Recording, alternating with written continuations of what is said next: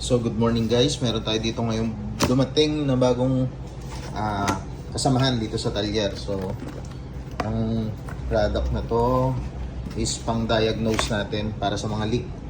So ito siya. Yan. So ito testing natin, tingnan natin. For leak test siya. Yan. So testingin natin to dyan sa kay Rango, titingnan natin kung meron siyang leak. Para mas mabilis tayong makapag check ng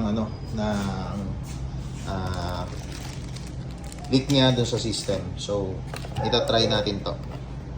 Ganun siya to. So ito. Kompleto tayo. Power supply.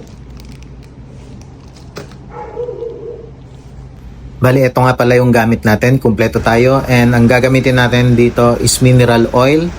20 ml or 15 ml. So, isaksak muna natin to sa battery.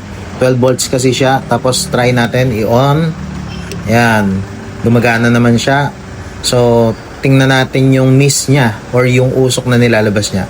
Bali, yung pinipihit ko na to, ito yung control niya para dun sa lakas ng labas ng usok niya at saka dun sa hangin.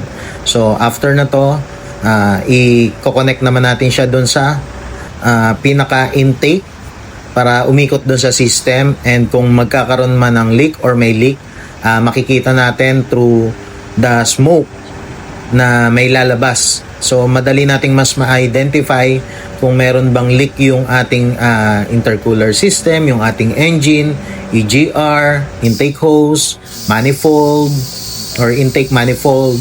Lalabas dyan yung usok kasi kahit papaano meron din tong parang pressure para lumabas yung usok, so mas visible siya, lalo na kung meron tayong gamit na ilaw.